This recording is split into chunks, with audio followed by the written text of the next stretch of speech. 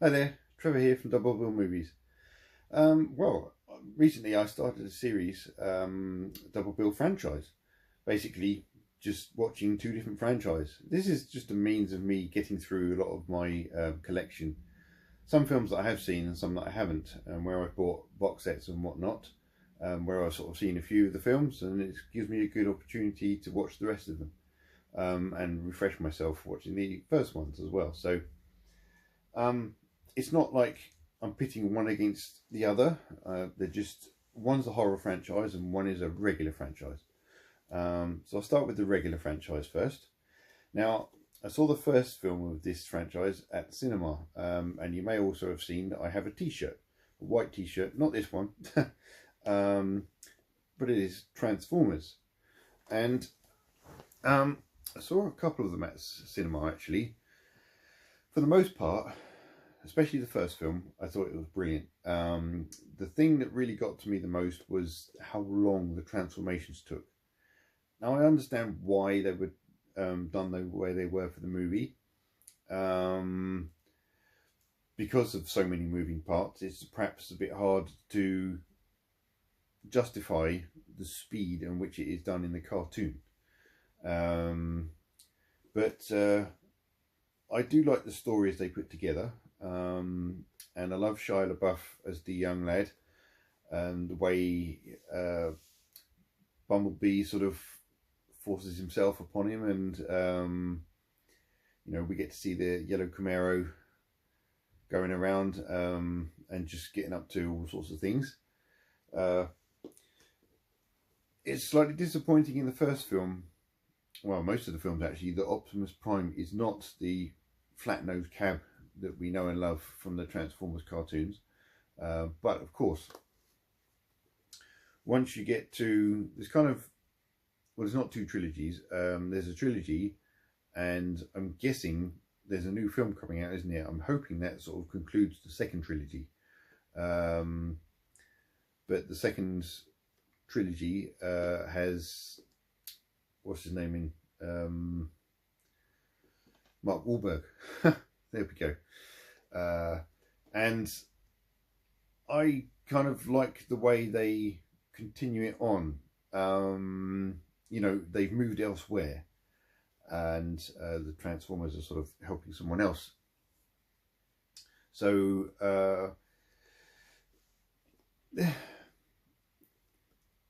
it's not the best franchise ever. Obviously Transformers is brilliant. I had the toys as a kid. I had Optimus Prime with his trailer that opened up. I think I had one of the aeroplanes, but I didn't have Megatron or anything like that. No idea what I did with them either. So probably one of the, you know, the things where your parents just kind of get rid of them because you're not playing with them anymore. But you know, never mind. Can't have everything, can we? Yeah, I also found with some of them just a bit strange. I think watching them at the cinema, you know, the first one was great, easy to follow. Second one, yeah, okay, so we've moved on. And then the third one, I think I started to get a bit lost with what was going on. There was kind of too much going on. I did see Age of Extinction at the cinema. But I didn't see, where are we? The Last Night. And I definitely saw Revenge of the Fallen. In fact, I think I've seen those four at the cinema. So it was actually, when I got this box set, it was only The Last Night that I hadn't seen. I really had to remind myself that I'm watching a Transformers movie, and to forget reality, forget the real world, and just not having seen the cartoons for a very, very long time, I couldn't sort of get back into the feel of the Transformers world, let's put it that way. But I also need to include Bumblebee in this, because it's part of the franchise. I've forgotten to pick it up, but I know it was kind of a soft reboot, so it sort of ties in with these, but sort of doesn't. But anyway, so that's the Transformers franchise that I watched. Not bad. Let's see what number 6 brings, shall we? Now, the horror franchise I watched, this box set is actually the first unboxing I ever did on my channel. So if you want a good laugh, that's that kind of how not very good my unboxing was. Go find it in my playlist somewhere of unboxings. Now I started watching these films at the cinema. I think I saw the first 3 at the cinema, and back then I was quite enjoying them. But on rewatch, I kind of, something wasn't quite as good. I didn't quite enjoy them as much. But it is the Underworld series with Kate Beckinsale. And, you know, this is a lovely box set. And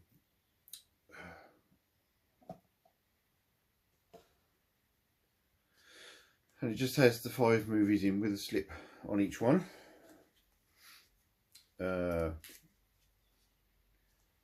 Forgotten his name, but yeah, I forgot he's in it. But he plays a pretty good character, and the story arc over the 5 films I think is pretty good. Now, clearly, watching the 5th one, there should be another one. So whether there is another one in the works, I do not know. But it kind of needs to be, because it would be a shame to leave it unfinished the way it is. But I've put this first because it's a prequel essentially, even though it's the 2nd film. Yeah, so watching them on my big screen, having seen them in the cinema, obviously I've got a little bit of work to do on setting up my projector still. I was not overly keen on the picture. I found it a bit too light, a bit too, I could see too much.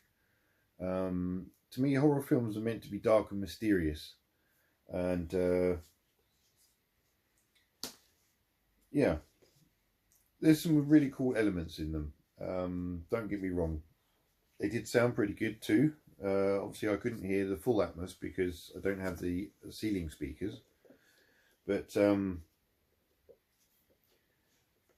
know, it was kind of enjoyable. Like I said, I definitely noticed I didn't enjoy them quite as much as when I was seeing him in the cinema. Bill Nye, I think, plays a great character. It's really nice to see him doing something very different, actually. So predominantly they're British movies, but obviously there are quite a few American actors and whatnot in them.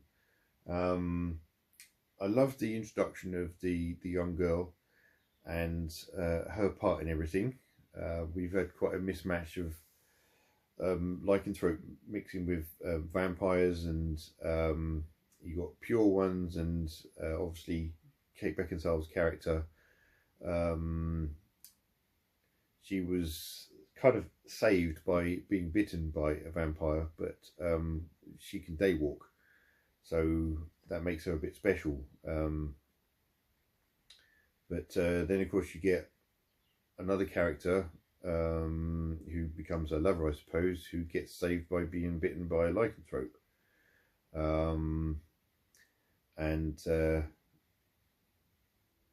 Or because she then sort of saves him by biting him, something like that.